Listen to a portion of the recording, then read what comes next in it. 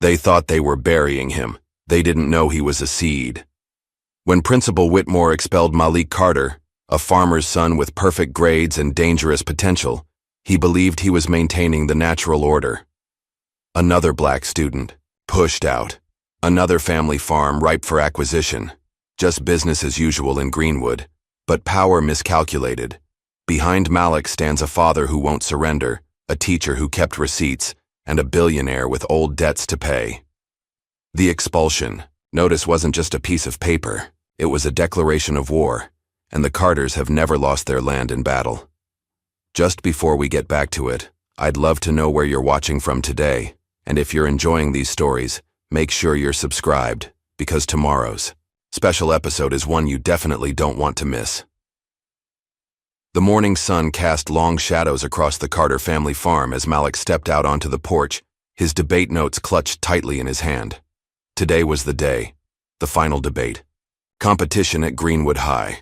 At 17, Malik Carter stood tall and confident, his dark eyes bright with determination. This wasn't just another competition. It was his last chance to impress college recruiters. "You ready for today, son?" Nathan Carter's voice boomed from the barn doorway. The older man wiped his hands on a rag, his weathered face creasing into a proud smile. "Born ready, Dad," Malik replied, tucking his notes into his backpack. "We've been practicing for months." Nathan walked over and placed a strong hand on his son's shoulder. "You show him what you've got, what a Carter is made of." Malik nodded, feeling the weight of expectation on his shoulders. The Carters had worked this land for 3 generations, but Malik had dreams that stretched beyond the farm's boundaries. His father understood that better than anyone. The drive to Greenwood High was quiet, both men lost in their own thoughts. When they pulled up to the school, Nathan gave his son a firm nod. "Remember what I always tell you. Excellence isn't optional, it's necessary," Malik finished, the family mantra ingrained in his heart. Walking through the hallways of Greenwood High, Malik felt the familiar mix of pride and alienation that had defined his high school years. As one of the few black students, he'd learned to carry himself with a quiet dignity that belied the challenges he faced daily. Outside the principal's office, Malik was stopped by a stern voice. "Mr. Carter." A word. Principal Richard Whitmore stood in his doorway, his tall frame blocking the entrance to his office. His cold gray eyes fixed on Malik with barely disguised contempt. "Yes, sir?" Malik responded, keeping his voice steady. "I understand you're participating in the debate today," Whitmore said, straightening his already impeccable tie. "I just wanted to remind you that no matter how well you perform today, you'll never be one of them." The words hung in the air between them, their meaning clear. Malik felt his jaw tighten but kept his expression neutral. "With all due respect, sir, I'm not trying to be one of them. I'm trying to be the best version of myself." Whitmore's eyes narrowed. "Just remember your place, Carter." As the principal turned away, Malik took a deep breath. He wouldn't let Whitmore get under his skin, not today. The debate hall buzzed with excitement as students and parents filed in. Ms. Elena Brooks, the debate team coach, gave Malik an encouraging smile as he took his position. Across from him stood Brandon Whitmore, the principal's nephew, whose smug expression did little to hide his nervousness. "You're going down today, farm boy," Brandon whispered as they shook hands. The debate topic was announced. Should standardized testing be eliminated from college admissions? Brandon, arguing for keeping the tests, went first. His arguments were rehearsed, stiff, and full of logical fallacies that Malik noted carefully. When Malik's turn came, he stood with quiet confidence. "While my opponent makes some interesting points, they failed to address the fundamental inequities in our educational system." What followed was a masterclass in debate. Malik methodically dismantled each of Brandon's arguments, citing research and statistics with ease. He spoke with passion about educational inequality and the barriers faced by students from disadvantaged backgrounds.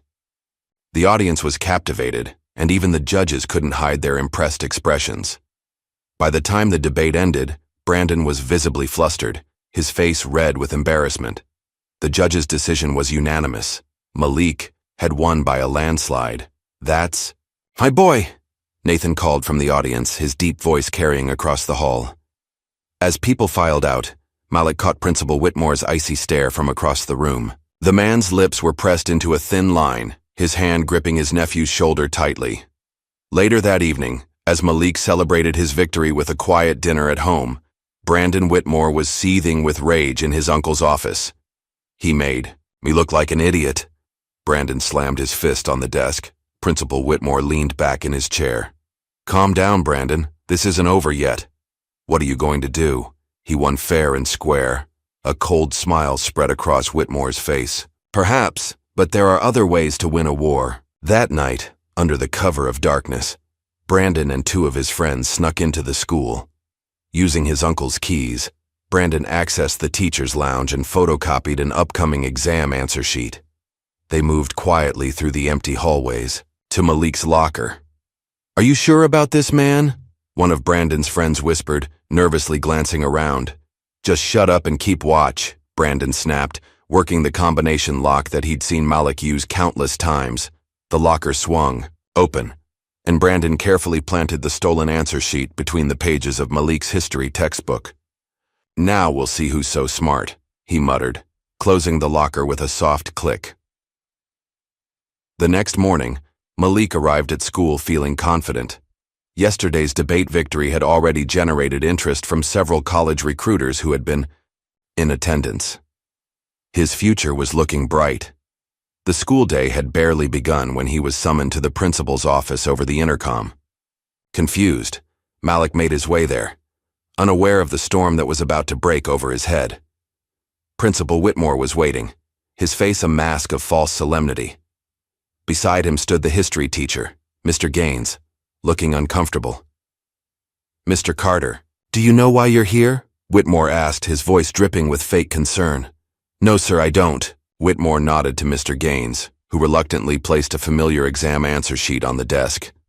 "This was found in your locker during a random inspection this morning. It's the answer key to tomorrow's history exam." Malik stared at the paper, in disbelief.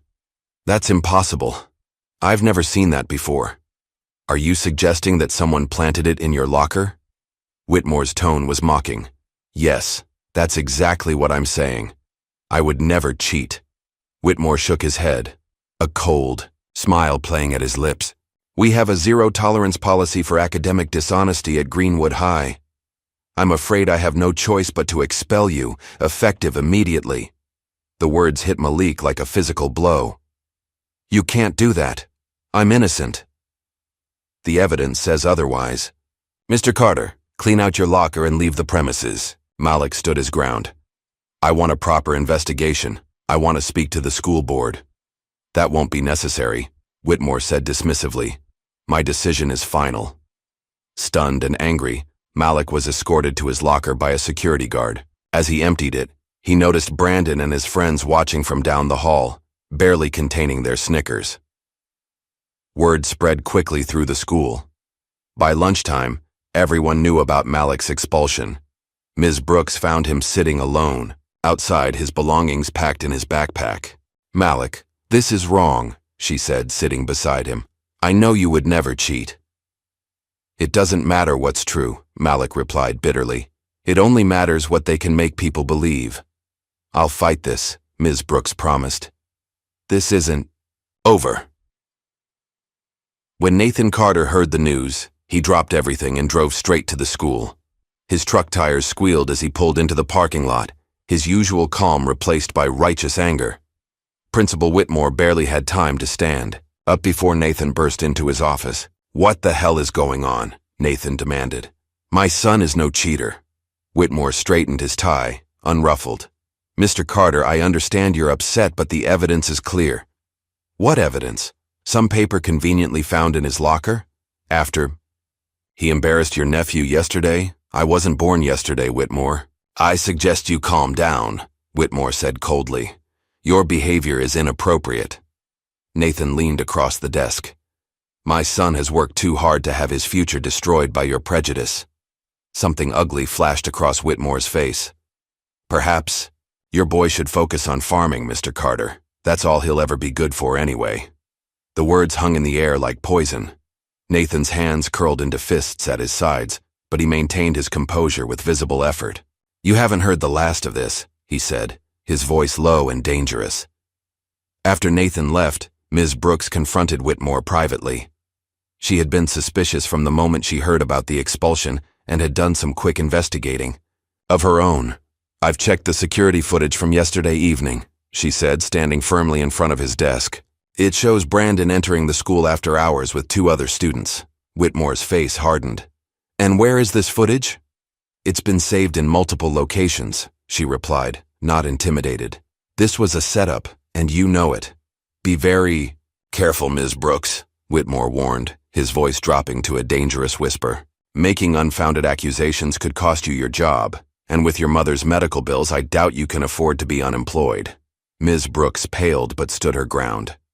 "Are you threatening me?" "I'm reminding you of reality," Whitmore replied, smoothly. "Now, I suggest you return to your classroom and focus on teaching. That is, if you want to continue teaching at all." The ride home was silent. Malik stared out the window, watching his future crumble before his eyes. Nathan gripped the steering wheel so tightly his knuckles turned white.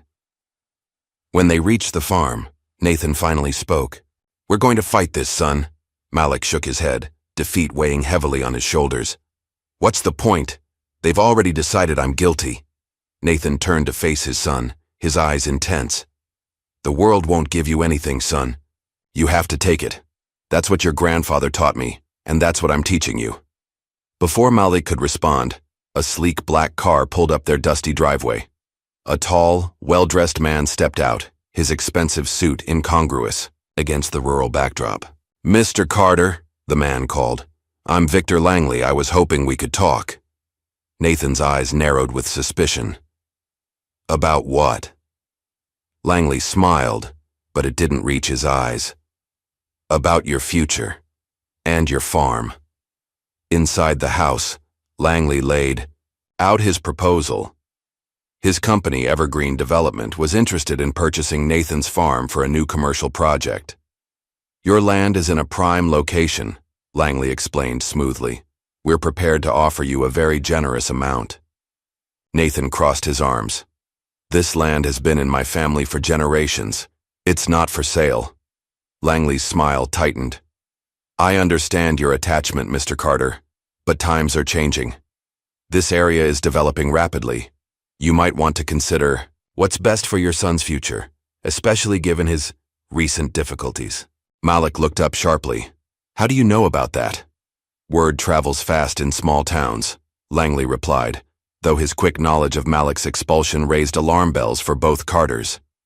"Thank you for your offer, Mr. Langley," Nathan said, firmly, "but my answer is no." As Langley drove away, Nathan watched him with narrowed eyes. "Something's not right about this," he muttered. That night, as Malik sat on the porch trying to process the day's events, he noticed an orange glow coming from the back field. He jumped to his feet. "Dad! Fire!" Nathan rushed out, and both men ran toward the burning field. They worked desperately with hoses and buckets to contain the flames, finally extinguishing the fire before it could spread to the main crops or the barn. Surveying the damage in the flashlight's beam, Nathan knelt and picked up a charred piece of cloth. "This wasn't an accident," he said grimly. "Someone set this fire." Malik looked out at the dark road beyond their property. "You think it's connected to Langley? Or Whitmore?" Nathan's face was grim in the moonlight. "I don't know, son. But I intend to find out." The next morning, Ms. Brooks arrived at school earlier than usual. The halls were still empty as she made her way to the security office, her determination overriding her fear of Whitmore's threats. "Morning, Frank," she greeted the security guard. "I need to check something on yesterday's footage." Frank hesitated. "Principal Whitmore was just in here asking for the recordings from 2 nights ago. Said there might have been a break-in." Ms. Brooks kept her expression neutral. "I'm looking into a different matter. Student altercation outside the gym yesterday." Once alone with the security console, she quickly found what she was looking for. Footage from 2 nights ago. There it was. Brandon Whitmore and 2 friends entering the school after hours, using what appeared to be a key. The timestamp showed 9:47 p.m. She watched as they headed toward the teacher's lounge, then later to the hallway where Malik's locker was located. Quickly, she copied the footage onto a flash drive and slipped it into her pocket. Evidence secured, she decided to approach another teacher, Mr. Cole, whom she trusted. "I need your advice," she told him during lunch break, keeping her voice low. "I have proof that Malik Carter was framed, but Whitmore threatened my job if I speak up." Mr. Cole glanced around nervously before responding. "Elena, you don't know what you're up against. This goes beyond Whitmore and his nephew." "What do you mean?" Cole leaned closer. "There's a reason certain students get pushed out of this school, and it's not just Whitmore's prejudice. There's something bigger going on." Before he could elaborate, Principal Whitmore appeared in the doorway, and Cole immediately changed the subject. The warning in his eyes was clear. "Be careful." That afternoon, Malik met with his best friend Riley Thompson at the local diner. Riley, a lanky white boy with shaggy brown hair and glasses, had been Malik's friend since elementary school. "This is complete garbage," Riley said, pushing his glasses up his nose. "Everyone knows you wouldn't cheat." Malik sighed, stirring his untouched coffee. "Doesn't matter what everyone knows. Whitmore has made up his mind." Riley leaned forward, his voice dropping to a whisper. "Then we need to find proof that you were set up." "How?" "Whitmore controls everything at that school." A gleam appeared in Riley's eyes. "Not everything. Not at night." That night, under the cover of darkness, Malik and Riley approached Greenwood. "Hi." Riley, whose father was the school janitor, had borrowed his dad's master key. "If we get caught, we're both in serious trouble," Malik warned as they slipped through a side entrance. "You're already expelled. What more can they do to you?" Riley replied, though his nervous laugh betrayed his anxiety. They made their way to the administration office where student records were kept. Riley's computer skills made short work of the password protection on the office computer. "I'm in," he whispered, fingers flying over the keyboard. "Let's check Brandon's records first." What they found was shocking. Brandon's grades had been systematically adjusted throughout his high school career. Failing marks mysteriously became passing ones, and average scores became exceptional. "Look at this." Riley pointed to a note in the system. "Special consideration approved by R.W. Richard Whitmore." "He's been falsifying his nephew's academic record," Malik said, anger building inside him. "No wonder Brandon got into Cornell." They dug deeper, finding similar patterns for several other students, all from wealthy, connected families. Meanwhile, records showed that in the past 5 years, over a dozen students from lower-income backgrounds, predominantly Black and Hispanic, had been expelled or pressured to leave under suspicious circumstances. "This is bigger than just me," Malik realized. "They've been rigging the system for years." A sound in the hallway startled them. They quickly shut down the computer and hid under the desk as the beam of a flashlight swept through the window. Once the security guard passed, they slipped out of the building, clutching a USB drive full of evidence. Meanwhile, Nathan Carter was conducting his own investigation. Victor Langley's sudden appearance, right after Malik's expulsion, felt too convenient to be coincidental.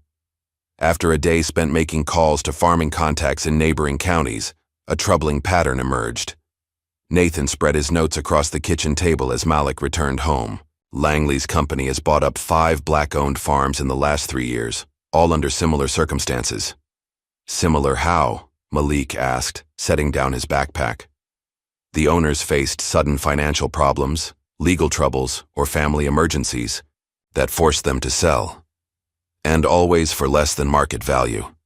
Nathan pointed to a map he'd marked. These properties form a corridor along the proposed route for a new highway development. And guess who's on the planning commission for that? Highway? Whitmore? Malik guessed. Nathan nodded grimly, along with several members of the school board. The next morning, Ms. Brooks found an envelope on the driver's seat of her car, though she was certain she'd locked the doors. Inside was a typed note, "Stay out of this or you'll lose more than your job." Her hands trembled as she read it, but instead of intimidating her, the threat only strengthened her resolve. She drove straight to Malik's house. When she arrived, Malik and Riley showed her what they'd discovered in the school records. She added her security footage to their growing body of evidence. "We need to take this to the police," Ms. Brooks said. "Will they believe us over Whitmore and the school board?" Malik asked skeptically. "Maybe not, but we have to try. And if that doesn't work, we go to the media." For the first time since his expulsion, Malik felt a spark of hope. But it was quickly extinguished when he returned home that evening to find his father sitting at the kitchen table, staring at an eviction notice. "They're claiming we're behind on property taxes," Nathan said, his voice tight with anger. "This is false, and they know it. I've kept every receipt, every proof of payment." Malik felt the weight of defeat settling on his shoulders again. "Maybe we should just leave, Dad. Start over somewhere else." Nathan's hand slammed down on the table with such force that the papers jumped. "You don't run from a fight, son. You face it head on. That's what Carters do." The determination in his father's eyes rekindled Malik's fighting spirit. "You're right. They want us gone because they're afraid of what we might expose." That night, they were awakened by the sound of breaking glass. Nathan grabbed his shotgun while Malik called 911. When they ventured outside, they found their barn vandalized, a stark warning spray-painted across the wooden doors. "Leave or pay the price." The police arrived 40 minutes later, took a few photos, and left after suggesting it was probably just teenage pranks. Their dismissive attitude only confirmed what the Carters already suspected. They couldn't count on the authorities for protection or justice. The next day at school, Ms. Brooks noticed something strange about Brandon. The usually cocky teenager seemed nervous, constantly looking over his shoulder. During class, he dropped his phone, and when Ms. Brooks picked it up, she glimpsed a text message that chilled her. "Remember what happens if you talk. You're in this too deep to back out now." Brandon snatched the phone back, his face pale. For a moment, their eyes met, and Ms. Brooks saw something unexpected: fear. After school, Ms. Brooks drove to the district office to file a formal complaint about Malik's expulsion. The secretary informed her that the school board had already reviewed the case and decided to uphold Principal Whitmore's decision.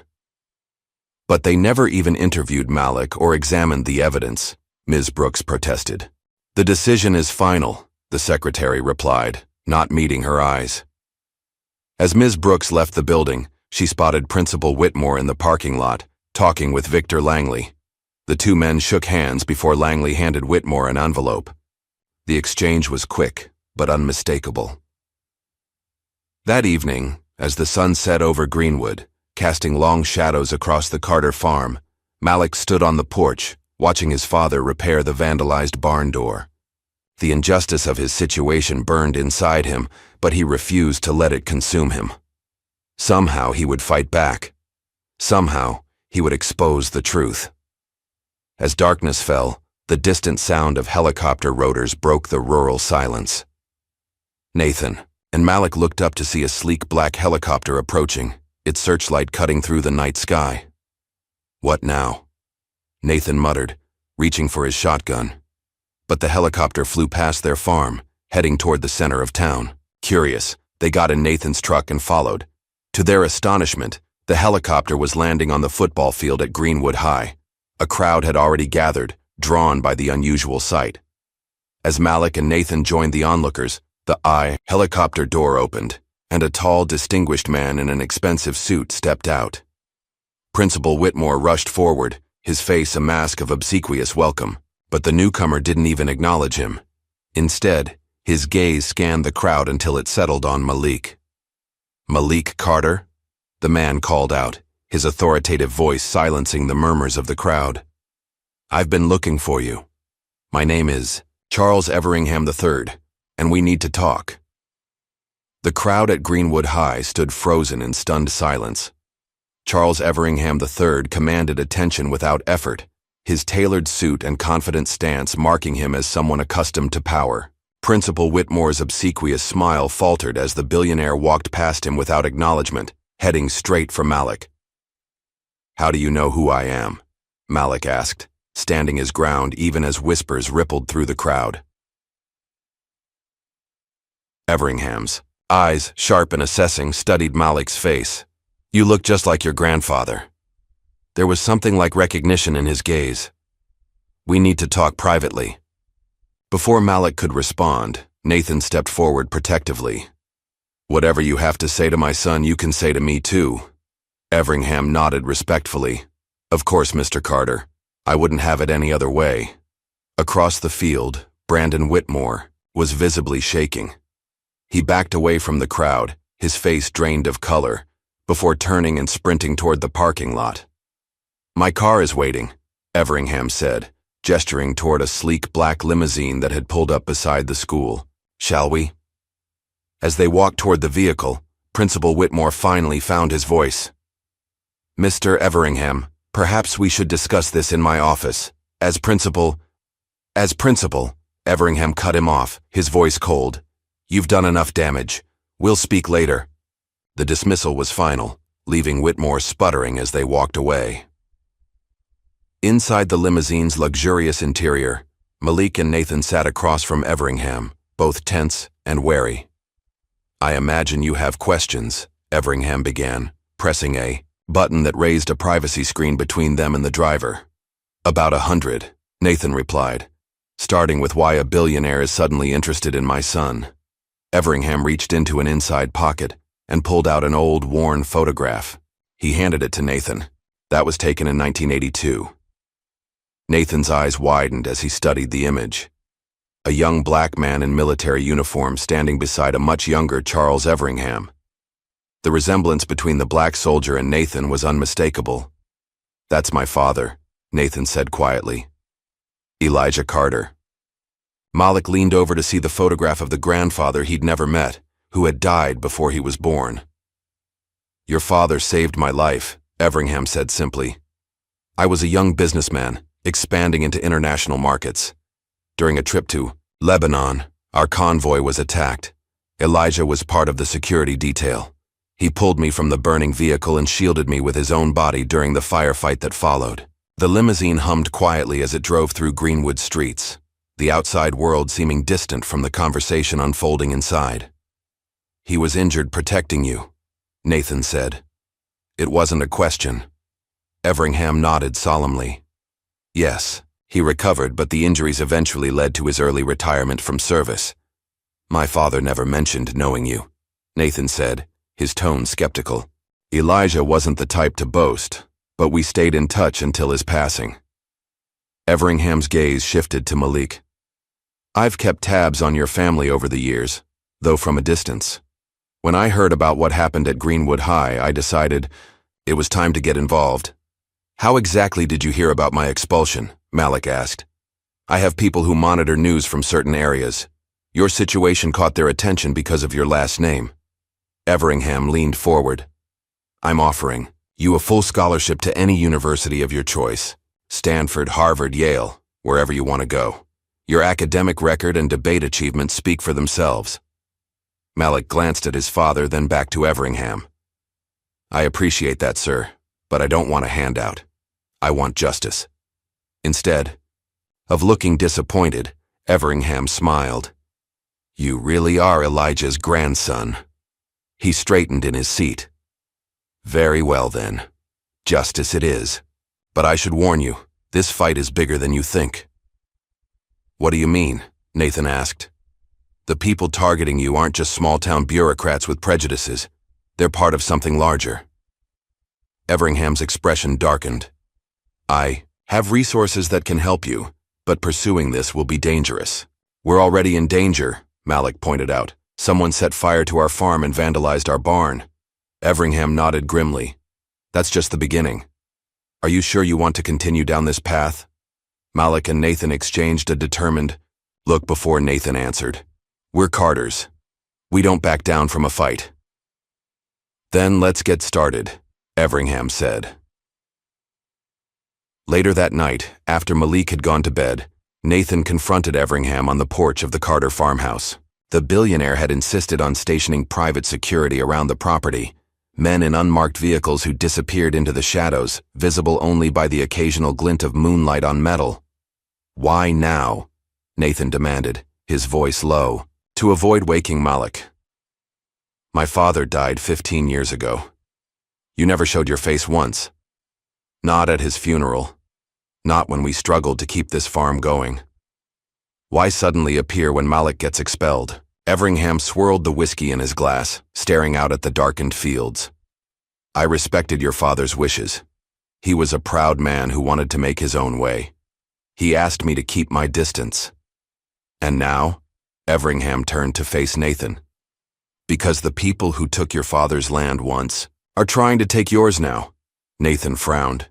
What are you talking about? My father never lost any land. The east parcel. The 40 acres that bordered Williams Creek. Everingham watched recognition dawn on Nathan's face. It wasn't a legitimate foreclosure. It was theft, disguised as legal proceedings. How do you know about that? Because I've been tracking similar cases across 3 states for the past decade. Everingham's voice hardened. The same players keep appearing. Different names, same methods. They target black landowners specifically, using any means necessary to force them out. Nathan's hands gripped the porch railing tightly. And Whitmore? Langley? Local operators in a much bigger machine. Everingham finished his whiskey. Get some rest, Nathan. Tomorrow we start fighting back. The next morning, Malik, Riley, and Ms. Brooks gathered in the Carter kitchen. The arrival of Everingham had changed everything, providing them not only with resources but with validation of their suspicions. We need to focus on Victor Langley, Ms. Brooks said, spreading out documents across the table. His land deals are the key to understanding what's really happening here. Riley, hunched over his laptop, looked up excitedly. I've been digging into county records. Langley's company has purchased 12 properties in the last 5 years. All but one were owned by black families. And the school board connection? Malik asked. 3 members of the board are investors in Langley's development company, Riley confirmed, including James Whitmore, the principal's brother, and Brandon's father. Malik studied the map Riley had created, tracing the pattern of acquisitions. They're assembling land for something big, much bigger than just a highway connector. A resort development, Ms. Brooks said, sliding a document across the table. I found this in public records, plans for a luxury resort and golf course. The projected value is over $200 million. And our farm sits right in the middle of it, Malik realized. As they continued their investigation, a car pulled up outside. Through the window, they saw Brandon Whitmore step out, looking nervously over his shoulder before approaching the house. Nathan intercepted him at the door. What are you doing here? Brandon's usual arrogance was gone, replaced by visible fear. I need to talk to Malik. Please, they're coming for me next.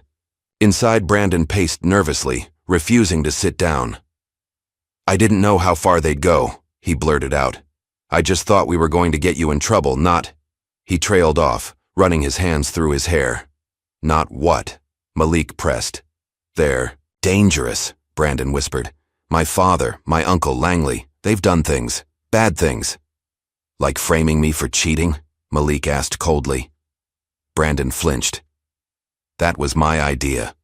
I was angry after the debate, but everything else, the fires, the threats, that's them. He looked pleadingly at Malik. You have to believe me. I never wanted any of that. Why should we trust you? Riley demanded. Brandon pulled out his phone with shaking hands. Because I have proof. He pulled up a recording. I recorded my father and uncle talking last night after Everingham showed up. They don't know I have this. He pressed play, and James Whitmore's voice filled the room. Everingham's appearance complicates things. We need to accelerate the timeline, get the Carter boy out of the picture permanently if necessary. Langley's buyers won't wait forever. What about Brandon? Principal Whitmore's voice asked. He's becoming a liability. Then handle him, James replied coldly. Family or not, no one jeopardizes this deal. Brandon stopped the recording, his face pale. My own father, he whispered. Malik studied Brandon, searching for any sign of deception. Why come to me? Why not go to the police?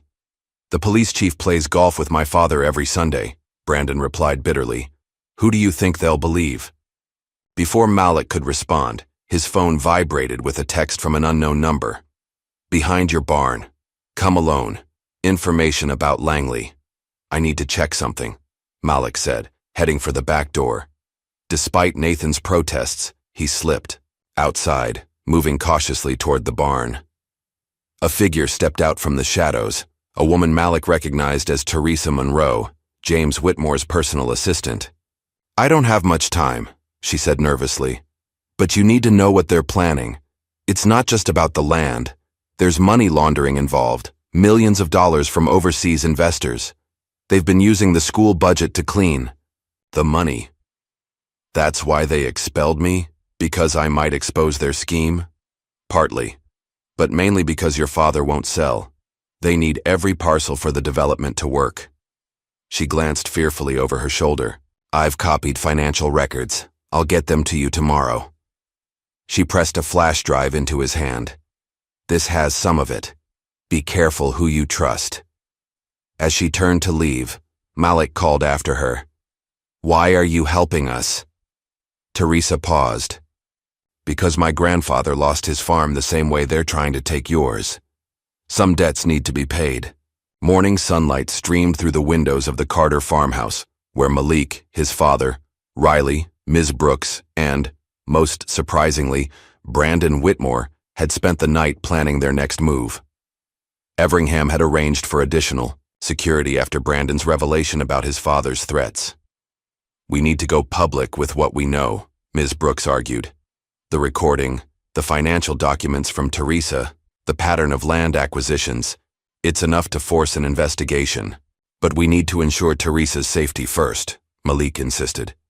If they find out she's helping us, she could be in danger. They already suspect everyone, Brandon said, the dark circles under his eyes evidence of his sleepless night. That's why I'm here. They'll be watching my house, my friends, anywhere they think I might go. Brandon's right, Nathan agreed reluctantly. We need to move quickly before they can cover their tracks. Brandon leaned forward, his usual swagger replaced by genuine remorse. I need to tell you everything, the whole scheme. For the next hour, Brandon detailed how his father, Principal Whitmore, and Victor Langley had been manipulating the school board for years. Their corruption went beyond just the land deals. They had been systematically ensuring that elite white students received advantages while pushing out black students who might threaten their status quo. The scholarship fund meant for disadvantaged students, Brandon explained bitterly. They've been using it to finance Langley's land acquisitions. The money never reached a single student it was intended for. Riley recorded Brandon's confession, his face grim as the extent of the corruption became clear. My father has a meeting with overseas investors tomorrow night, Brandon continued. They're finalizing the resort development plan. Once that happens, they'll move aggressively to secure any remaining properties, including yours. Malik looked to Ms. Brooks. We need to get this to the media immediately. I have a contact at the local news station, she replied. They'll run with this if we can provide enough evidence. As the group dispersed to gather what they needed, Brandon pulled Malik aside. I'm going back home, he said. I can get more documents from my father's study. That's too dangerous, Malik protested. It's the least I can do, Brandon insisted, guilt evident in his voice. I started this by framing you. Let me help finish it. Reluctantly, Malik agreed, but insisted that one of Everingham's security men accompany him, waiting nearby in case of trouble. That evening, as Ms. Brooks prepared to meet with her media contact, Malik received a threatening phone call from a disguised voice. Stop digging, or your father's farm won't be standing tomorrow. Malik immediately called Brandon, but there was no answer. Riley tried to trace the call, but it had been made using a burner phone. As night fell, Brandon still hadn't returned or made contact. Ms. Brooks arrived at the local news station with their evidence. The producer, initially enthusiastic, suddenly became evasive after taking a phone call in private. By the end of the meeting, the story had been effectively killed. Someone got to them, Ms. Brooks reported when she returned to the farm. They said the story lacked sufficient verification and would be too controversial for their audience. They're blocking us at every turn, Nathan said grimly. Everingham, who had been making calls from his makeshift command center in the Carter living room, finally had good news. "I've arranged for an independent journalist with a national platform to break the story. She'll be here tomorrow morning. They can't silence her. She's too well known." Later that night, Malik tried Brandon's phone again. This time, someone answered, but it wasn't Brandon. "Looking for your new friend?" James Whitmore's cold voice made Malik's blood run cold. "He won't be helping you anymore. Consider this your final warning. Back off, or what happens to him will happen to all of you." The line went dead. Malik immediately relayed the threat to Everingham, who doubled the security around the farm and alerted his contacts. "We need to move up our timeline," Everingham decided. "The journalist is driving in now. She'll be here by dawn." Around midnight, the security perimeter was breached. 3 men in dark clothing approached the farm from different directions. Nathan and Malik, along with Everingham's security team, were ready. Nathan fired a warning shot into the air, causing the intruders to retreat after a brief exchange of gunfire. "They're getting desperate," Nathan observed, checking that Malik was unharmed. "That means we're close to exposing them."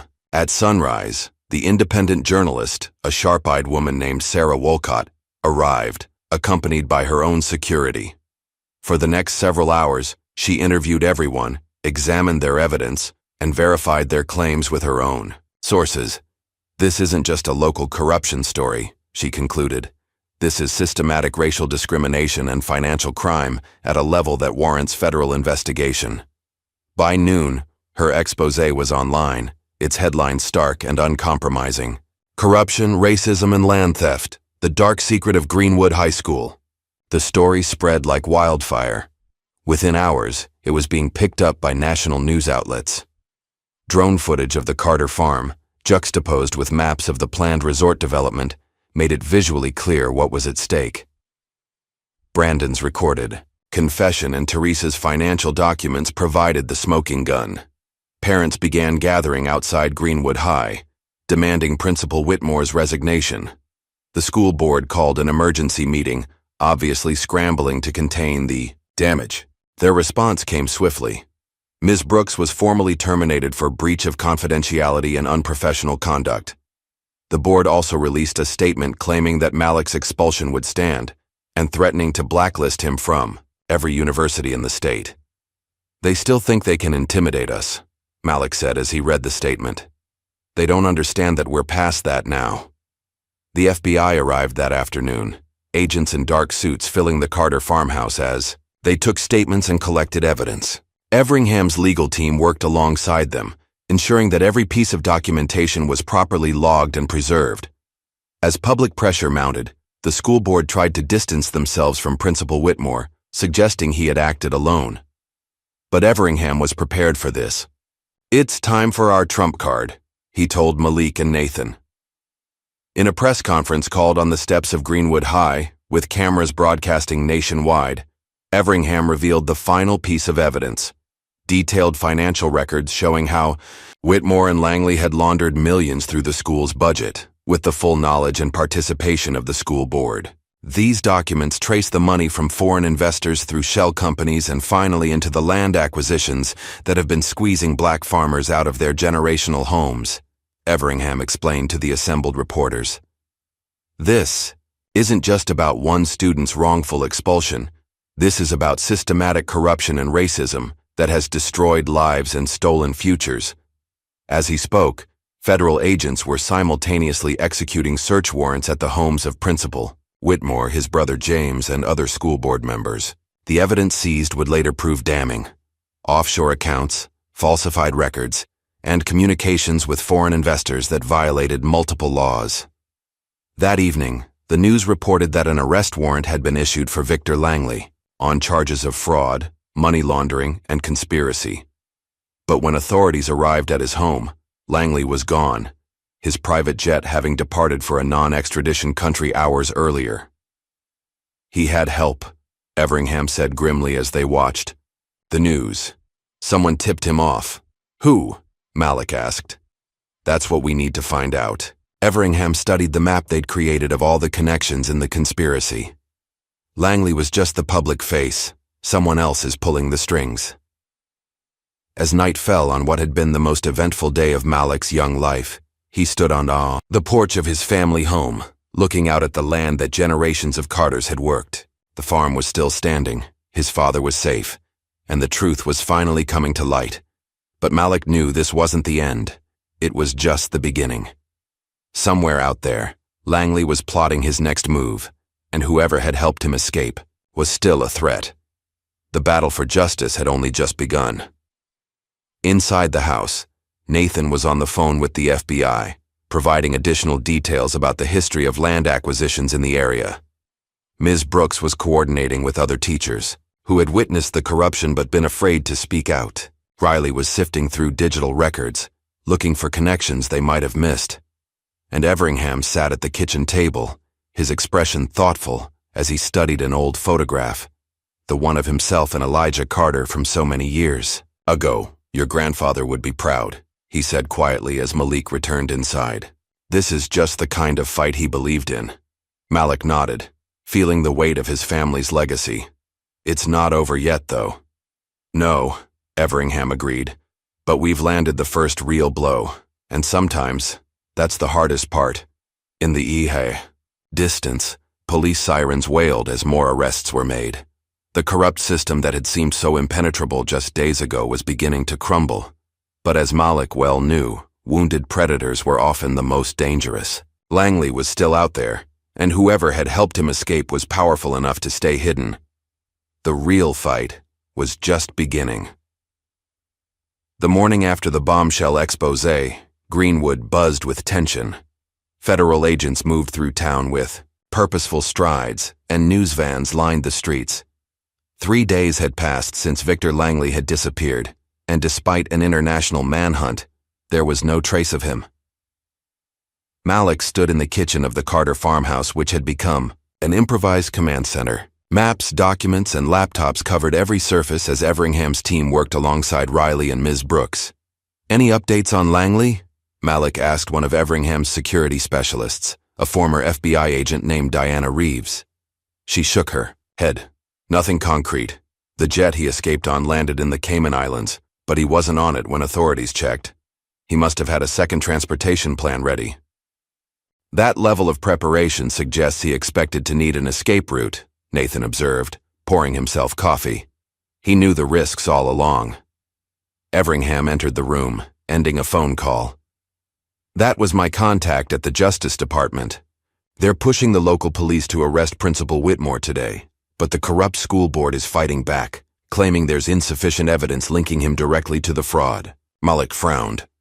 But we have Brandon's testimony, the financial records. Whitmore's claiming Brandon is mentally unstable, acting out of resentment. Everingham's expression was grim. And some of the financial documents appear to have been tampered with. Someone with access has been covering tracks. Where is Brandon now? Ms. Brooks asked, looking up from her laptop.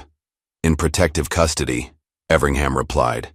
After the threats from his father, we couldn't risk keeping him here. The television, in the corner, which had been playing news coverage on low volume, suddenly caught everyone's attention as Principal Whitmore's face appeared on screen. He stood behind a podium outside Greenwood High, surrounded by supporters. These outrageous allegations are nothing more than a vindictive campaign by a student who couldn't accept the consequences of his own actions, Whitmore declared, his voice steady and convincing.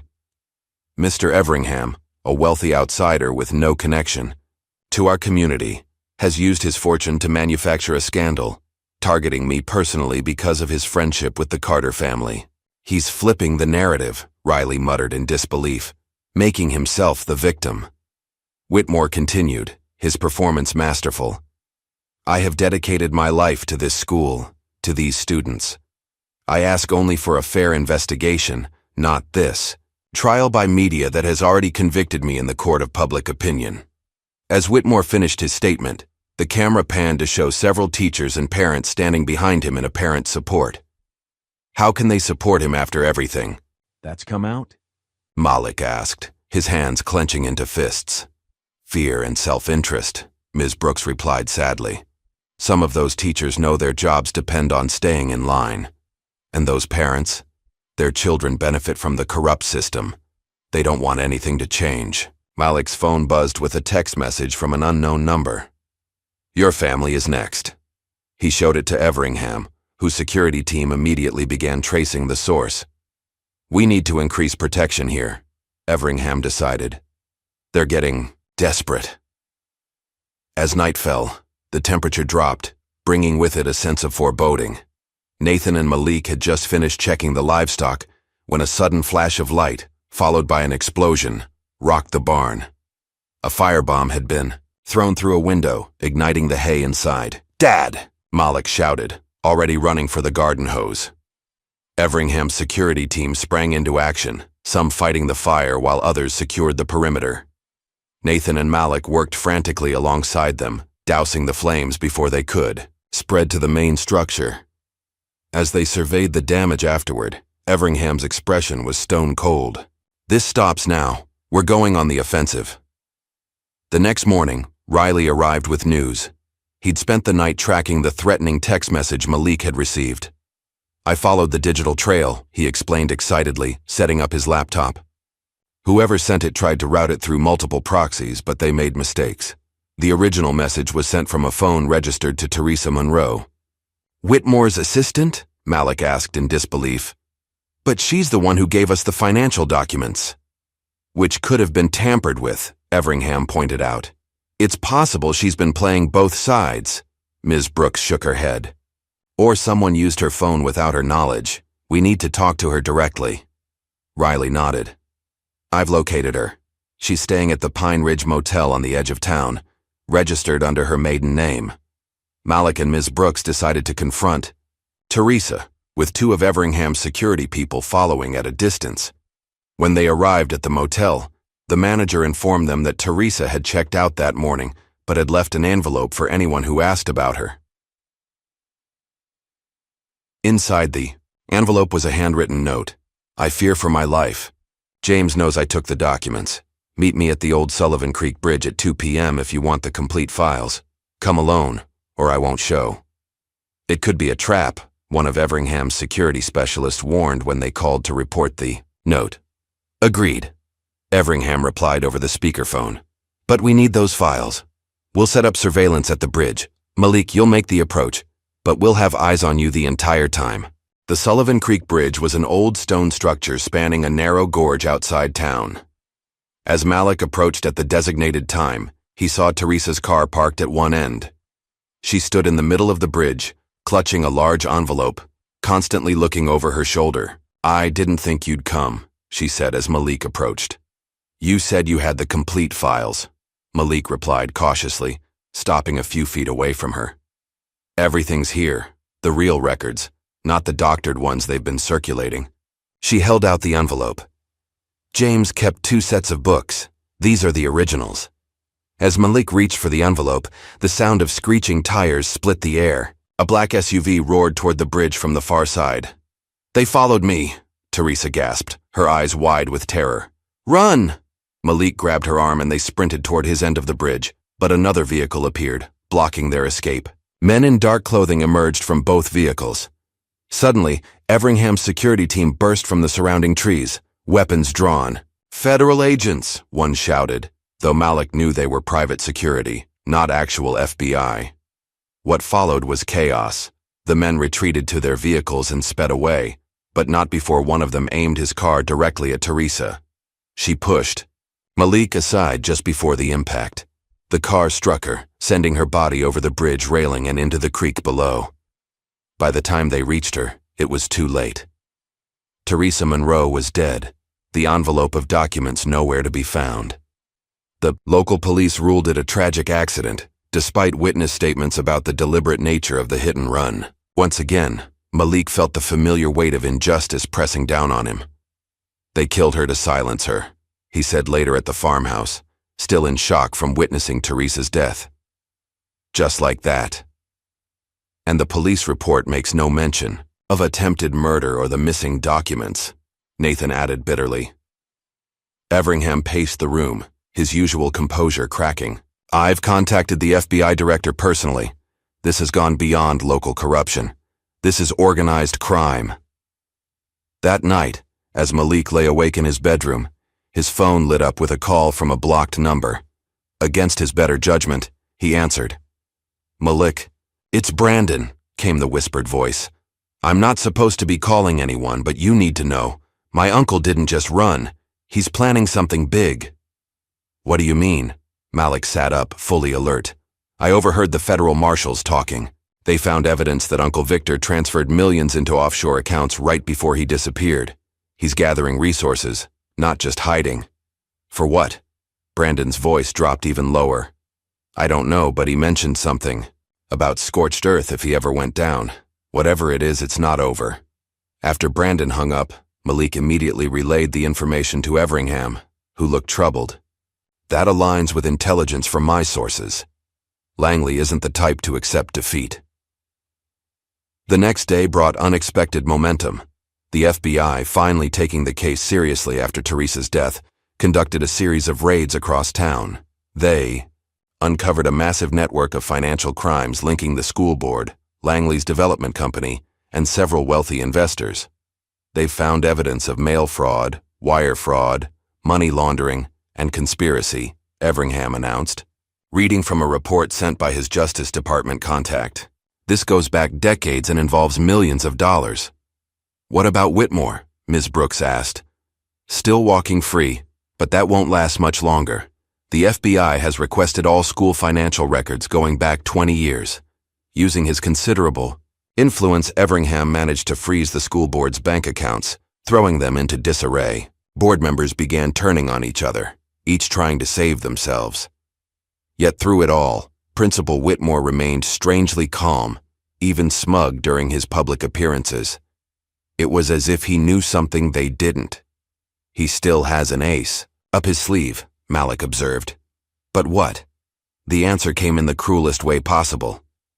2 days later, as Nathan was meeting with their family lawyer to discuss legal strategies, 4 police cars pulled into the Carter farm. Officers approached with a warrant for Nathan's arrest on charges of tax fraud. Malik watched in horror as his father was handcuffed and placed in a police car. "This is a mistake," he shouted, trying to reach Nathan, only to be held back by the officers. "It's okay, son," Nathan called as they drove him away. "Call Everingham. This is just their last desperate move." But Malik knew the truth. This was Whitmore's ace. While they'd been focused on the school corruption, he had been fabricating charges against Nathan. It was a calculated move to silence the Carter family once and for all. As morning light streamed through the windows of the Carter farmhouse, Malik sat at the kitchen table, his eyes red from lack of sleep. Ms. Brooks and Riley sat with him while Everingham paced, barking orders into his phone. "I don't care what it takes," the billionaire was saying. "Get Nathan Carter out on bail today. Pull whatever strings you need to." After ending the call, Everingham turned to Malik. "The tax fraud charges are completely fabricated, but they've been carefully constructed. Someone with access to financial records and legal expertise helped create this fiction." "Whitmore doesn't have that kind of skill," Ms. Brooks observed. "No, but he has connections who do." Everingham's expression was grim. "The good news is, we should be able to get your father released on bail by this afternoon. The bad news is that fighting these charges will take time they're hoping to use to their advantage." Malik stood up, determination replacing his exhaustion. "Then we need to move faster. We need to expose everything now before they can do any more damage." Riley had been unusually quiet, his attention focused on his laptop. Now he looked up, excitement in his eyes. "I think I've found something important. I've been digging into Langley's business dealings beyond Greenwood, and there's a pattern. He's been involved in similar land schemes in at least 5 other counties across 3 states, all targeting black-owned farms." He turned his laptop around to show them a map with red pins marking locations.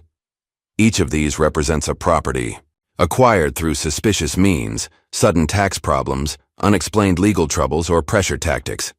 And here's the kicker. At each location, there was a local official who helped facilitate the deals. In Greenwood, it was Whitmore. "So, Langley's operation is much bigger than we thought," Ms. Brooks said. "And someone bigger must be backing him," Everingham added. This level of coordination across state lines suggests serious organization. Malik studied the map, a disturbing thought forming. These aren't random acquisitions. Look at the pattern. They follow major transportation routes. It's like they're creating corridors of controlled land. For what purpose? Ms. Brooks wondered. Before anyone could answer, Everingham's phone rang. After a brief conversation, he turned to the group. The FBI has just raided the school board offices. They're seizing everything: computers, files, phone records. That's good news, right? Riley asked. Yes, but we need to be prepared for Whitmore and his allies to retaliate. They won't go down without a fight. True to Everingham's prediction, the next day brought a new challenge. His company was suddenly hit with corruption allegations, triggering an SEC investigation that froze many of his assets. This is their counterattack, Everingham explained, looking more tired than Malik had ever seen him. They're trying to cripple my ability to help you. I'll fight it, but it means my resources will be limited for a while. Malik felt the walls closing in. Without Everingham's full support, and with his father in jail, their position was suddenly much more vulnerable. That evening, Malik received another call from Brandon. I need to see you, the principal's nephew said urgently. I found something in the files they're letting me review for my testimony. Meet me at the Sunset Motel, room 12 in an hour. Despite warnings from Everingham's security team, Malik decided to go. The Sunset Motel was a rundown establishment on the outskirts of town. When Malik arrived at room 12, he knocked, but there was no answer. The door was slightly ajar. Brandon? He called, pushing the door open cautiously.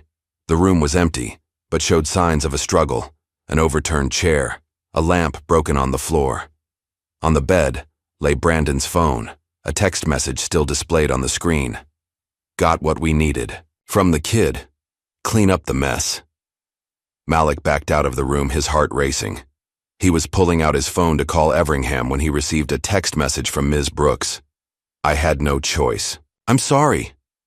Before he could process what that meant, his phone rang. It was Riley. Malik, where are you? Riley sounded panicked. Ms. Brooks just resigned. She sent a weird email to the entire faculty saying she was leaving town, but she won't answer my calls. I'm at the Sunset Motel. Brandon asked to meet, but he's not here. The room looks like there was a fight. Malik quickly explained what he'd found. Get out of there now, Riley urged. Something's very wrong.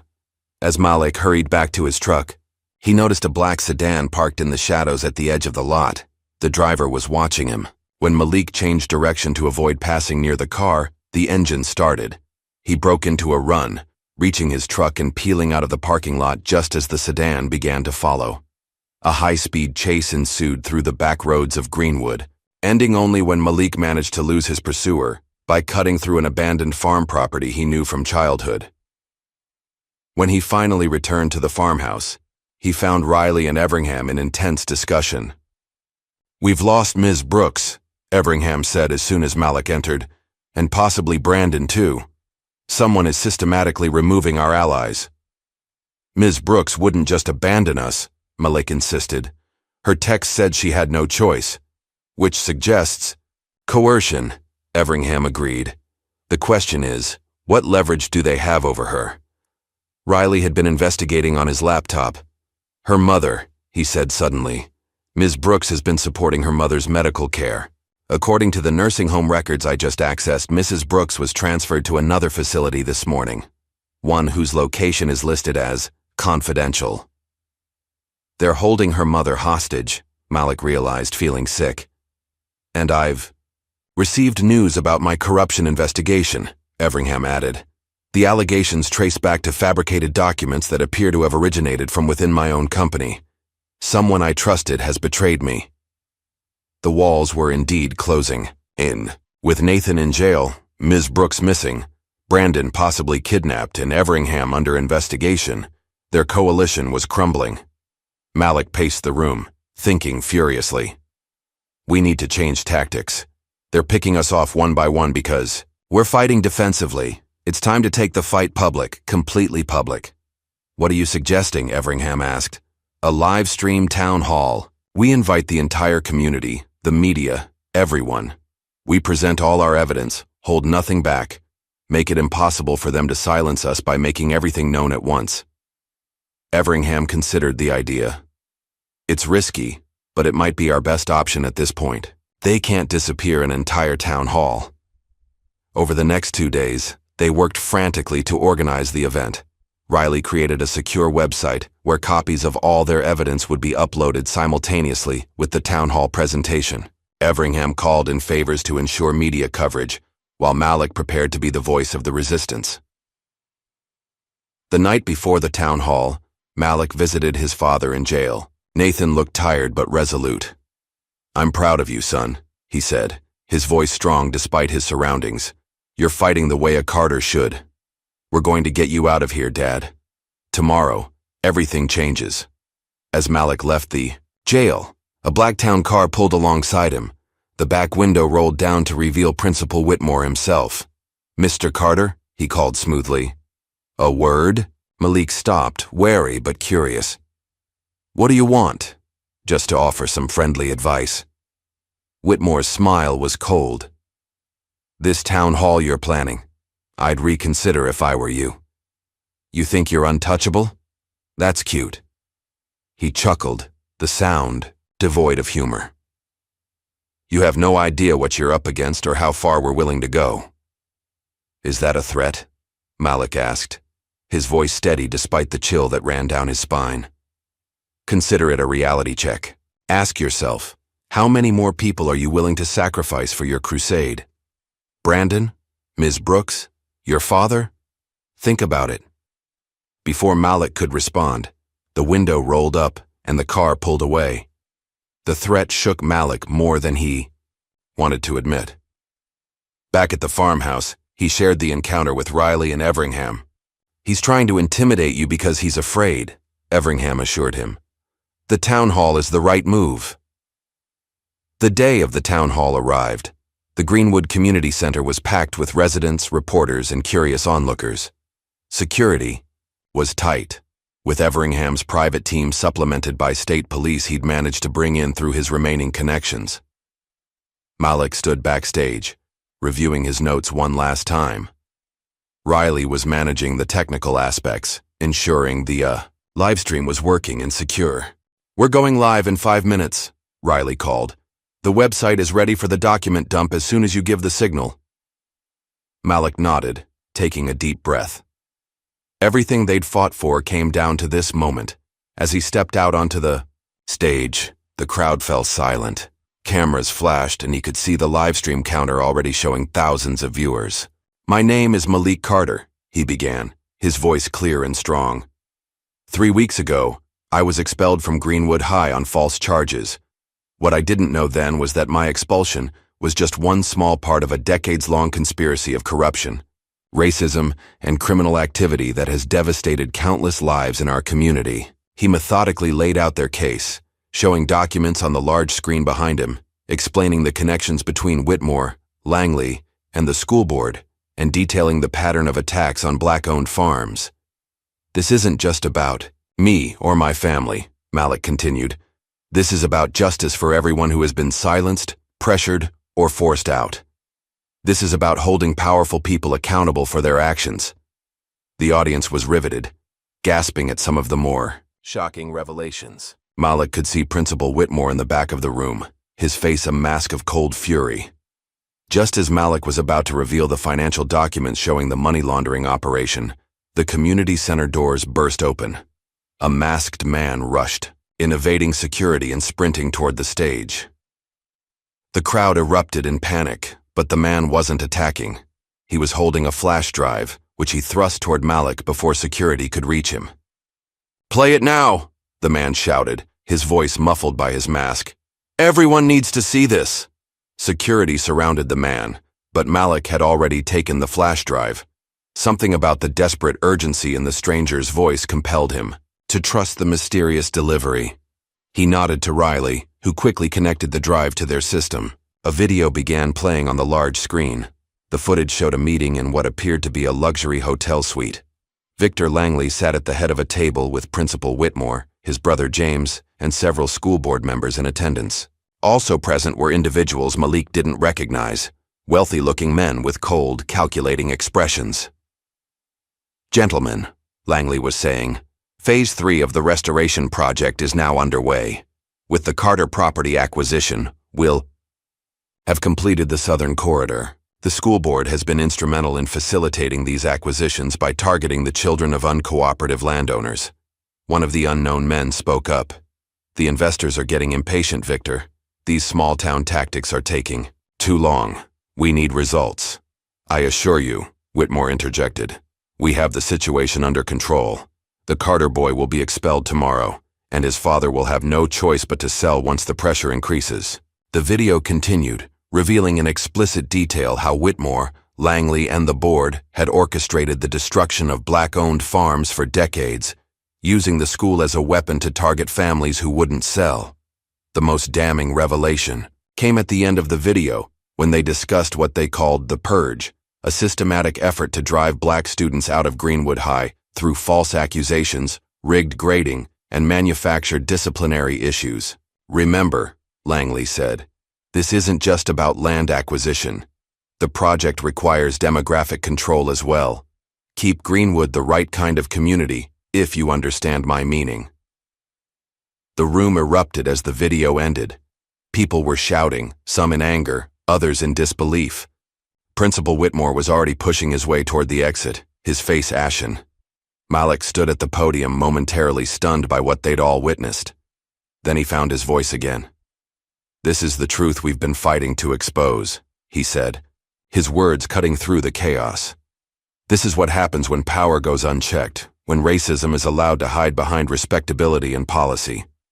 As he spoke, the masked man who had delivered the flash drive removed his mask, revealing himself to be Brandon Whitmore. His face was bruised, his lips split, but his eyes were clear with purpose. "I'm sorry," he said, addressing the crowd. "I was part of this. Not the big conspiracy, but I helped my uncle target Malik. I was raised to believe that people like the Carters didn't deserve the same opportunities I had." His voice broke. "I was wrong, and when I tried to make it right, my own family tried to silence me." The town hall had become more than just an exposure of corruption. It was a reckoning, a moment of truth for the entire community.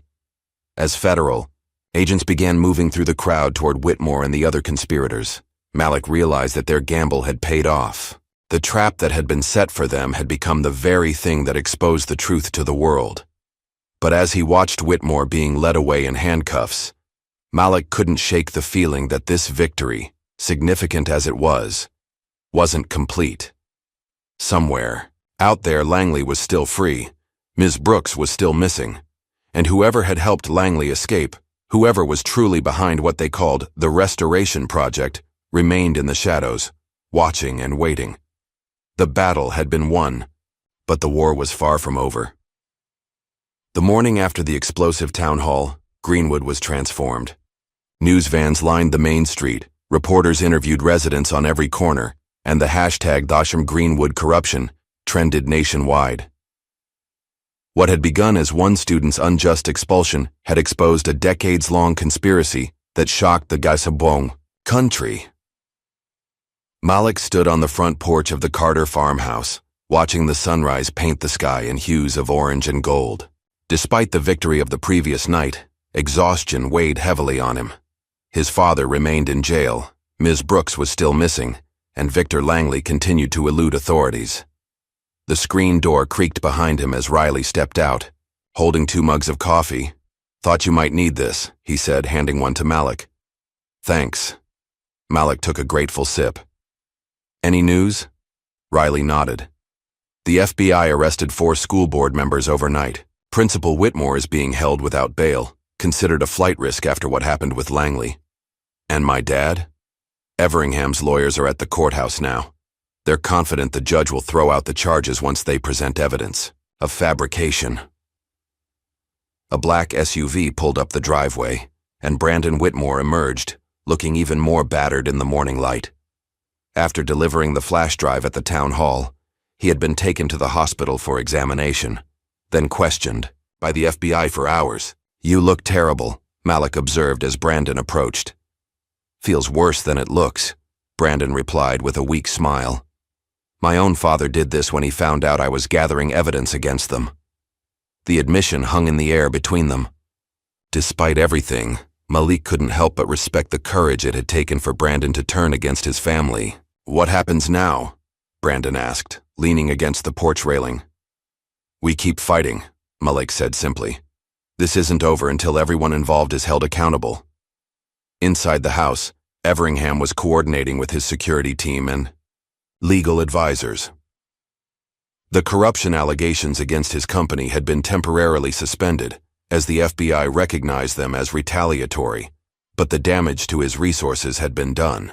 We've located Ms. Brooks's mother, he announced as Malik, Riley, and Brandon entered. She's been moved to a private facility in North Carolina, heavily guarded. We're working on a plan to ensure her safety. And Ms. Brooks herself? Malik asked. Everingham shook his head. Still no contact, but with her mother as leverage, we can assume she's being forced to stay silent. Their discussion was interrupted by the arrival of a package delivered by a nervous courier. After Everingham's security team checked it for hazards, they opened it to find a DVD and a typed note from Victor Langley. A reminder of what happens to those who challenge me. They played the DVD on Riley's laptop. It contained footage of Langley in an undisclosed location, looking relaxed and confident. Mr. Carter, Mr. Everingham, he began, addressing the camera directly. Congratulations on your little media spectacle, very dramatic. But if you think this is over, you're sadly mistaken. Langley leaned forward, his expression hardening. I've spent 30 years building my network. Do you really think a town hall will bring it down? I'm merely one piece of a much larger operation. He held up a folder with Nathan Carter's name on it. I still have the power to ensure Nathan Carter serves decades in prison. I have judges, prosecutors, and witnesses on my payroll across 3 states. Back down before it's too late. The video ended with Langley's smug smile. A tense silence filled the room. He's bluffing, Brandon said finally. He has to be. Maybe. Everingham agreed, but we can't take that risk with Nathan's freedom. Malik's phone rang, unknown number. He put it on speaker. Malik Carter? A muffled voice asked. Who is this? Someone who wants to help. There's going to be a private jet arriving at the county airfield tonight at 8 p.m. Langley will be on it, making a brief stop to collect documents before leaving. The country permanently. If you want to catch him, that's your chance. How do you know this? Malik demanded. But the caller had already hung up. It's a trap, Everingham said immediately. They're trying to lure us out. Or it's someone from inside Langley's organization turning on him, Riley countered. The voice was disguised, but it could be anyone, even Ms. Brooks. They debated the merits of acting on the tip until Brandon spoke up. I know how we can verify it. My father kept a private calendar of all Langley's movements. If I can access his computer, I can check if there's a scheduled flight tonight. It was risky, but with Brandon's knowledge of his father's passwords and security systems, they formed a plan. Brandon, accompanied by 2 of Everingham's security specialists, would enter the Whitmore residence to access the computer. The mission was successful. James Whitmore's calendar indeed showed a private flight scheduled for 8 p.m. at the county airfield, listed only as VL document retrieval. So it's legitimate, Malik said when they reported back. Langley is coming back, at least briefly. Which gives us a chance to catch him, Everingham nodded. But we need to be careful. If he's really returning, it's because he feels safe doing so. That suggests he still has powerful protection. Everingham contacted his FBI connections, who agreed to set up a surveillance operation at the airfield. By late afternoon, they had established a perimeter, with agents in plainclothes positioned strategically around the small airport. As dusk approached, Malik received stunning news. His father had been released. The judge had reviewed the evidence, presented by Everingham's lawyers, and recognized the charges as fraudulent. Nathan Carter was coming home. When Nathan's lawyer dropped him off at the farm, Malik embraced his father fiercely. Dad, thank God. Nathan looked tired, but determined. I heard about what you did at the town hall. You took a stand when it mattered, most. Pride shone in his eyes. Your grandfather would have been proud. Everingham approached with an update. Nathan, glad to have you back. We've received confirmation that a private jet is indeed scheduled to land at 8 p.m. The FBI has agents in position. I'm coming with you, Nathan declared. Dad, it could be dangerous, Malik began. This is my fight too, son. These people threatened our family, our land, our future. I need to see this through. As night fell, they positioned themselves near the airfield, watching from a safe distance as directed by the FBI. Right on schedule, a sleek private jet descended from the darkened sky, its lights cutting through the night. The jet taxied to a stop near a private hangar. Minutes passed with no movement. Then the cabin door opened and a figure emerged. But it wasn't Langley. It was a man in a pilot's uniform who looked around nervously before opening the cargo hold. That's not right, Brandon whispered, watching through binoculars. Langley always travels with security. Before anyone could respond, several FBI agents moved in, surrounding the pilot, who surrendered immediately. The agents then boarded the plane, only to emerge moments later, signaling that it was empty. He's not here, Everingham said in disbelief. Across the airfield, movement caught Malik's eye, a black SUV speeding away from the private hangar area. There, he pointed. That has to be him. The FBI agents scrambled to their vehicles in pursuit of the fleeing SUV. What followed was a high-speed chase through the back roads of Greenwood, with Malik, Nathan, and Everingham following at a distance in Everingham's armored car. The chase ended dramatically when the SUV attempted to cross an old bridge, only to find it blocked by police vehicles on the other side. Trapped, the driver skidded to a halt. When the FBI agents approached with weapons drawn, they found not Langley but his right-hand man, a lawyer named Scott Winters, clutching a briefcase. "Where's Langley?" the lead agent demanded. Winters smiled coldly. "Mr. Langley sends his regrets. He's currently on his yacht in international waters." The briefcase, when opened, contained only a single envelope addressed to Malik. Inside was a photograph of the Carter farm with the words, "Final Warning," written across it in red. Back at the farmhouse, frustration and disappointment hung heavy in the air. Langley had outmaneuvered them again. "The pilot is talking," Everingham reported after a call with his FBI contact. Apparently, this was an elaborate diversion. Langley was never going to be on that plane. Then why send it at all? Riley wondered. To distract us, Nathan realized. To pull resources away from something else. A terrible thought struck Malik. The farm. We left it with minimal security. They raced back to the Carter property, hearts pounding with dread. As they crested the final hill, relief washed over them. The farmhouse stood intact, the lights still burning in the windows. But their relief was short-lived. Inside, they found Everingham's security guards unconscious, clearly drugged but still alive. And on the kitchen table lay another DVD. This one showed footage of a warehouse interior. The camera panned to reveal Ms. Brooks, tied to a chair, looking, defiant despite her obvious fear. "Ms. Brooks," Malik gasped. A voice off camera, Langley's, spoke. "Your former teacher was quite helpful in providing certain school records, weren't you, Elena? Amazing what people will do when their loved ones are threatened." The camera moved to show Ms. Brooks's elderly mother in a hospital bed in the background, a man standing ominously beside her. "Now, a final lesson in power," Langley continued. "The Carter farm will be mine one way or another. You have until noon tomorrow to sign the transfer papers I've left with my attorney. If you don't, well..." The camera zoomed in on Ms. Brooks' frightened face. "I think you understand the stakes." The screen went black, then flickered back to life with an address and the time. 12 p.m. "It's another trap," Everingham said immediately. "Of course it is," Nathan agreed. "But we can't abandon Ms. Brooks." Malik studied the frozen image of the warehouse on the screen. "I recognize that place. It's the old textile factory on the edge of town. My debate team volunteered there last year before they shut it down." "You know the layout?" Everingham asked sharply. Malik nodded.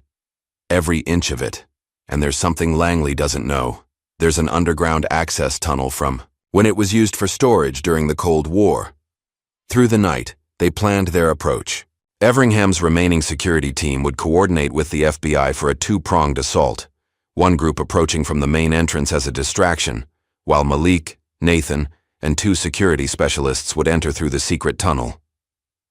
The next morning dawned clear and cold. As they prepared to leave, Brandon approached Malik. "I'm coming too," he insisted.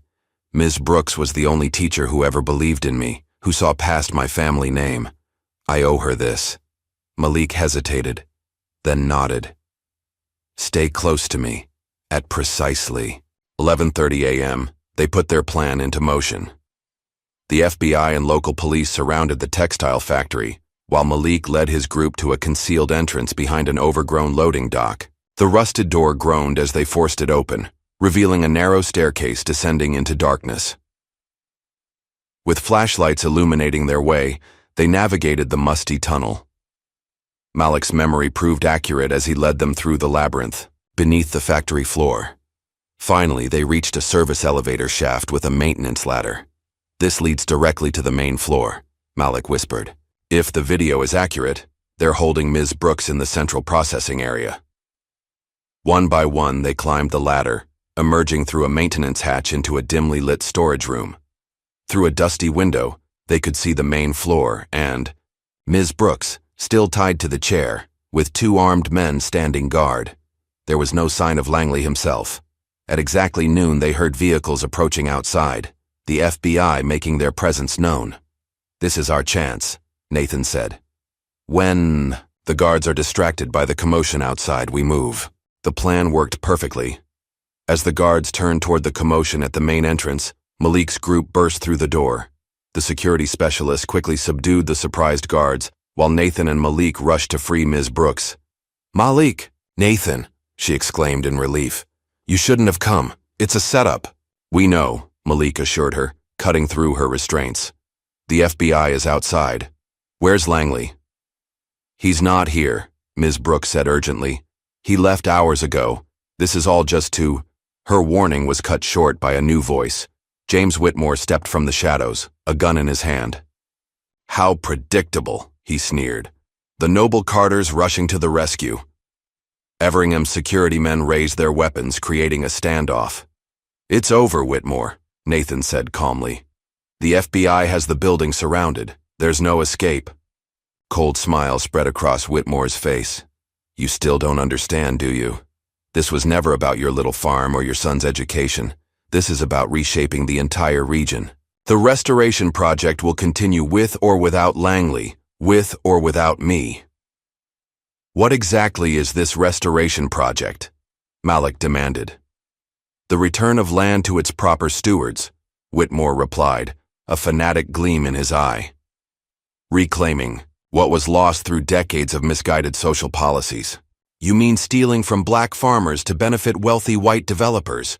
Nathan translated bluntly. Outside, they could hear the FBI using bullhorns, demanding surrender. Whitmore's expression hardened. "This isn't over," he hissed. Then suddenly, lunged toward Ms. Brooks with his gun. Brandon, who had been standing quietly behind Malik, suddenly sprang forward, tackling his uncle.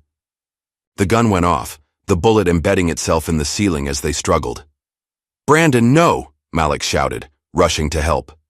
The security specialists moved in, and together they subdued Whitmore, who glared at his nephew with pure hatred. "You're no family of mine," he spat. "I know," Brandon replied quietly, "and I've never been more grateful for that fact." The FBI stormed in, taking control of the situation. As the agents led Whitmore away, Malik turned to Ms. Brooks. "Your mother? She's safe," Ms. Brooks interrupted, relief evident in her voice. "Everingham's people found her this morning. That's why Langley left. His leverage was gone." As they emerged from the factory into the bright afternoon sunlight, news cameras captured the scene. Malik and Nathan Carter, Ms. Brooks, Brandon Whitmore, walking out together as James Whitmore was placed in an FBI vehicle. It was a powerful image that would come to symbolize their fight against corruption and injustice. Later that evening, the FBI delivered stunning news. Based on documents seized from James Whitmore, They had tracked down Langley's yacht in international waters. With cooperation from the Coast Guard and international authorities, they had intercepted the vessel. Victor Langley was finally in custody.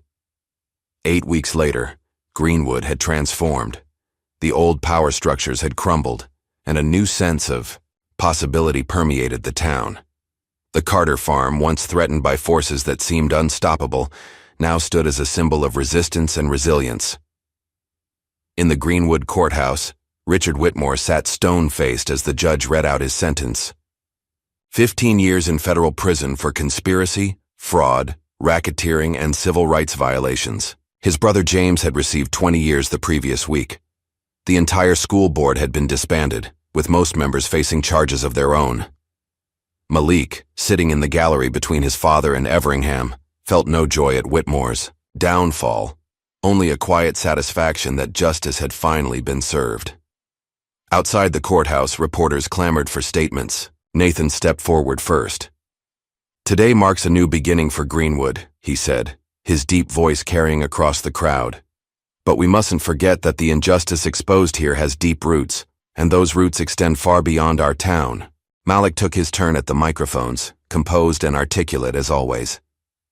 "I won't be returning to Greenwood High," he announced, causing a stir among the reporters. "But not because I'm accepting the expulsion that started all this. Rather, because I've chosen a different path forward." That path had been crystallized during a conversation with Everingham the previous week. "You could go anywhere," the billionaire had told him. "Harvard, Yale, Stanford, they'd all welcome you with open arms after everything that's happened." "I know," Malik had replied, "and I'm grateful for that opportunity. But I've been thinking about a different kind of education." Everingham had raised an eyebrow, intrigued. "What did you have in mind?" "I want to stay here, to help rebuild Greenwood the right way, to ensure that what happened to my family never happens to anyone else." The billionaire had smiled. "I was hoping you'd say that." Now, as reporters pressed for details about his future plans, Malik explained, "With Mr. Everingham's support, we're establishing the Carter Foundation for Rural Justice. We'll focus on protecting generational farmland, particularly for Black families who have historically been targeted by predatory practices." The announcement generated excited murmurs. One reporter called out, "What about Brandon Whitmore? Will he face charges for his role in your expulsion?" Brandon, standing quietly at the edge of the gathering, tensed visibly. Malik looked directly at him before answering. Brandon made mistakes, but he also showed tremendous courage in standing up against his own family when it mattered most. He's already doing the hardest work, rebuilding his life with a new understanding of right and wrong. Brandon's testimony had indeed been crucial in securing convictions against his father and uncle. Now estranged from his family, he had moved into a small apartment in town and was working with Everingham's legal team to document other cases of corruption. In the weeks that followed, the pace of change in Greenwood accelerated. Ms. Brooks, fully exonerated of any wrongdoing, was appointed as the new principal of Greenwood High by the State Education Board. "My first order of business," she declared, at her introductory press conference, "is a complete review of all disciplinary actions and academic records for the past 20 years. Any student who was unjustly pushed out or held back will have the opportunity for redress." Riley, inspired by his role in exposing the corruption, launched a digital journalism platform focused on rural issues. With seed funding from Everingham, the Greenwood Truth quickly gained a following for its investigative reporting on land rights and educational inequality. The most profound change, however, was happening at the Carter farm itself. What had once been a struggling family operation was being transformed into a hub for agricultural education and advocacy. On a warm Saturday morning, Malik stood with his father at the edge of their newly expanded fields. Dozens of volunteers worked nearby, rebuilding the barn that had been damaged in the attacks months earlier. "I never imagined our land would become something like this," Nathan said, pride evident in his voice. "Grandpa would be proud," Malik replied. "His land is helping others now." The sound of a helicopter drew their attention skyward. Everingham's chopper descended onto the designated landing area they had created near the house. "Right on time," Nathan observed. Everingham wasn't alone. As he approached, They saw he was accompanied by several representatives from the Department of Justice. Nathan, Malik. He greeted them warmly. "Our guests have some news I thought you'd want to hear in person." The lead investigator stepped forward. "We've been analyzing the documents seized from Langley's various properties. What we've found is staggering. Evidence of a coordinated effort across 5 states to systematically force black landowners off their property over the past 30 years. "The Restoration Project," Malik said grimly. The investigator nodded. "Exactly. And we've identified the primary financial backers, a consortium of wealthy individuals who've been operating behind the scenes, including several prominent politicians and business leaders." "Will they be prosecuted?" Nathan asked. "Absolutely. The first indictments will be announced next week. But there's more." The investigator handed Nathan a folder. "We've documented 48 properties, including your family's east parcel, that were illegally acquired through these schemes. The Justice Department will be working to restore ownership to the original families wherever possible." Nathan opened the folder with trembling hands, finding documentation for the 40 acres his father had lost decades ago, the land bordering Williams Creek. It would be returned to the Carter family. That evening, the expanded Carter property hosted a community celebration. People from across Greenwood and neighboring counties gathered to share food, music, and stories of resistance and triumph. Ms. Brooks sat with her elderly mother, who had recovered her strength now that she was safely back home. Brandon helped serve food, finding a measure of acceptance from community members who recognized his courage in breaking with his family's legacy. As twilight settled over the farm, Everingham found Malik sitting alone on the porch steps. "Penny for your thoughts," the billionaire said, joining him. Malik smiled. "I was just thinking about how different things were 2 months ago, how hopeless it all seemed. And now? Now I understand what my father meant when he said the world won't give you anything, you have to take it." Malik gazed out at the gathering. "But I also understand that no one can do it alone. It takes a community standing together." Everingham nodded thoughtfully. "Your grandfather would indeed be proud, not just of what you accomplished, but of what you're building for the future." Inside the barn, now rebuilt and stronger than before, Nathan Carter stood addressing the gathered community.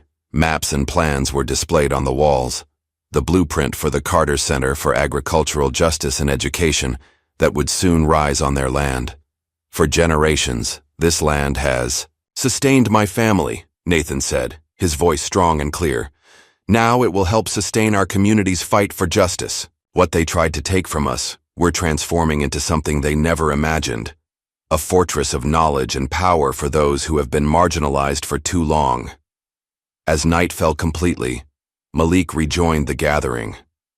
Looking around, at the faces illuminated by the barn's warm lights, his father, Ms. Brooks, Riley, Brandon, Everingham, and dozens of community members who had stood with them through their darkest days, he felt a profound sense of accomplishment. The school that had expelled him was now being remade as a place of true education and opportunity. The land that had been targeted for theft was now secure for generations to come. The powerful men who had thought themselves untouchable were facing justice. But most importantly, Greenwood itself was changing. Old wounds were being acknowledged, painful histories confronted, new alliances formed across lines that had once seemed impermeable. Later that night, as the celebration wound down, Malik and his father stood on a hill overlooking their property. The rebuilt barn glowed with light in the distance, a beacon of what they had accomplished together. "Your grandfather used to stand right here," Nathan said softly. "Especially after he lost that east parcel. He'd look out over what remained and say, 'They can take some of our land, but they can't take who we are.'" Malik nodded, feeling the weight and wisdom of those words. "And now we're getting it all back. And more. Because you refuse to accept injustice." Nathan placed a hand on his son's shoulder. "Your grandfather would be proud." As they stood there in comfortable silence, Malik knew that his journey had changed course but not ended. The expulsion that had seemed like the end of his dreams had instead launched him toward a purpose far greater than he had ever imagined. The fight for justice would continue, but now they faced it not as victims but as leaders, not in fear, but in strength, not alone but surrounded by allies. The Carter legacy, once threatened, now stretched before them into a future full of promise, a new beginning, built on the foundation of those who had fought before them, and secure in the knowledge that some battles must be won not just for oneself, but for all those who would come after. What would you risk to fight an injustice that seems impossible to defeat? The Carter family's struggle reminds us that sometimes the greatest acts of courage begin with a simple refusal to accept what's wrong. When Malik stood against a system designed to crush him, he didn't just reclaim his future, he transformed his community and exposed decades of corruption that had stolen generational wealth from countless families. His story forces us to ask, where in our own lives have we accepted injustice as inevitable, when it might only take one voice, one stand, to begin unraveling the entire system? If this story of resistance, family legacy, and the fight against institutional corruption resonated with you, please hit that like button to help others find it too. Subscribe for more powerful narratives that explore the untold struggles and triumphs that shape our communities, and share your thoughts in the comments. Have you ever witnessed or experienced an injustice that seemed too powerful to challenge? What gave you the courage to stand against it? Thank you for listening. New stories every day.